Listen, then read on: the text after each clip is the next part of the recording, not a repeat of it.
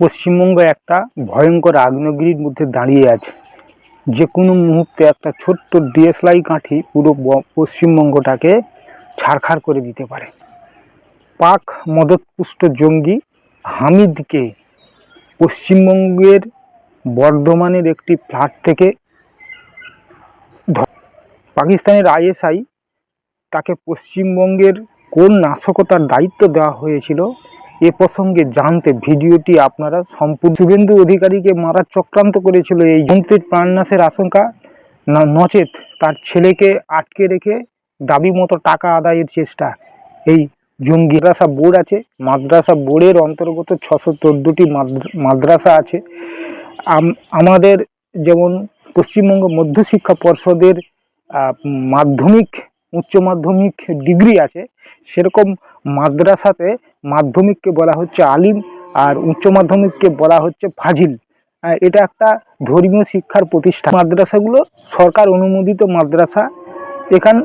এখানে সরকার এদের বাজেট থেকে শুরু করে এদের দিকে দেখভাল করে, কিন্তু বাকি যে মাদ্রাসাগুলি আছে অবৈধভাবে, যেগুলোকে সরকার অনুমোদন দেয় না, সেগুলিকে বলা হচ্ছে খালি। সূত্র মারফত জানা যাচ্ছে যে বর্তমান পশ্চিমবঙ্গে 10,000-এরও বেশি খারিজি মাদ্রাসা রয়েছে। এই মাদ্রাসাগুলিতে জঙ্গি চাষ করা হচ্ছে। এখানে ধর্মীয় কোরআন শরিয়াতি শিক্ষা দেওয়া। ভোট ব্যাংকের জন্য বাম জমানা 34 বছরে এদিকে কোনো নজর দেয়নি, এবং টিএমসি জমানা 15 বছর এদিকে একদম বেকসুলভাবে ছাড়পত্র দেওয়া। প্রয়াত মুখ্যমন্ত্রী বুদ্ধদেব ভট্টাচার্য বলেছিলেন যে খারিজি মাদ্রাসাগুলোতে জঙ্গি চাষ করা। 14 সালে বীরভূমের খাগড়াগড়ে যে বিস্ফোরণ ঘটেছিল সেটাতেও জঙ্গি ঘটেছিল, এবং এনআইএ তদন্ত করে সব রিপোর্ট দিয়েছে। খারিজি মাদ্রাসা বন্ধের জন্য কিন্তু আক্তার সোচ্চার হয়েছেন, কামাল হোসেন তিনিও সোচ্চার হয়েছেন। তিনি তো বলছেন যে এখানে পশ্চিমবঙ্গের যে খারিজি মাদ্রাসাগুলোতে জঙ্গিদের আতুর ঘরে পরিণত হয়েছে।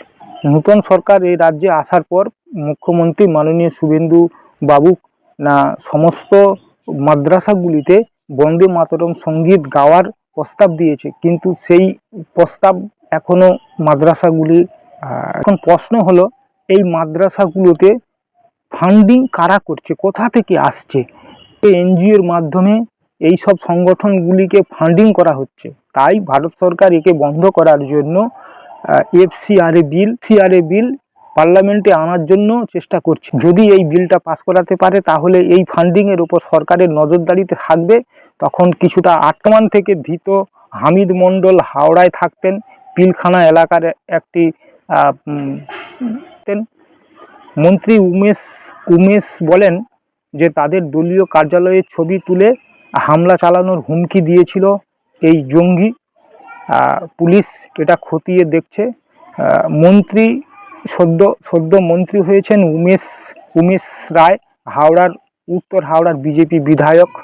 প্রতিদিন প্রচুর ফোন আসে, এরকম একটি ফোন পেয়ে পুলিশের দ্বারস্থ তিনি হয়ে। অভিযোগে পাকিস্তানের এজেন্সির কথা বলে টাকা আদায়ের দাবি করা হয়। বর্ধমান থেকে জঙ্গি সন্দেহ হামিদ মণ্ডলের গ্রেপ্তারির পর মন্ত্রীর অনুমান ওই ব্যক্তি তাকে হুমকি দিয়েছিলেন। পুলিশের খবর সূত্রে পাকিস্তানের এজেন্সির কথা বলে টাকা চাওয়া, তার পাশাপাশি দাবি মতো অর্থ না পেলে কি হতে পারে সেটা সম্পর্কে মন্ত্রীকে জানিয়ে দেয় ওই ব্যক্তি। বলা হয়েছিল তার পুত্রকে অপহরণ করা হবে, এবং অভিযোগের ভিত্তিতে এসটিএফ তদন্ত। হামিদ মণ্ডল মুখ্যমন্ত্রী শুভেন্দু অধিকারীর ওপর গতিবিধি নজর রাখতেন। এসটিএফ সূত্র খবর, শুভেন্দু অধিকারী যে রাস্তায় নিউ টাউনের ফ্ল্যাটে ফিরতেন সেই রাস্তার সমস্ত র্যাকি করেছিলেন এই হামিদ জঙ্গি।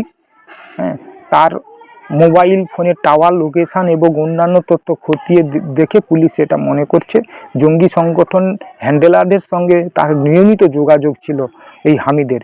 দুর্গাপুর এক্সপ্রেসের কাছে বর্ধমানের একটি নামকরা আবাসন থেকে তাকে গ্রেপ্তার করা হয়েছে এই হামিদকে।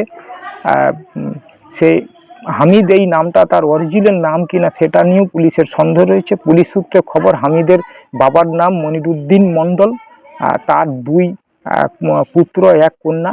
ভোটের ফল প্রকাশের পর থেকে তারা বর্ধমানের ওই আবাসনের 9 তলায় থাকছিলেন।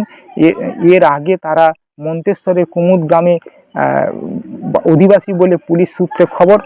হামিদের গ্রেপ্তারি নিয়ে মুখ্যমন্ত্রীর মন্তব্য, এটা অত্যন্ত স্পর্শকাতর বিষয়। শনিবার এসটিএফ এ নিয়ে সংবাদ মাধ্যমকে বিবৃতি দিয়েছেন। তিনি জানান,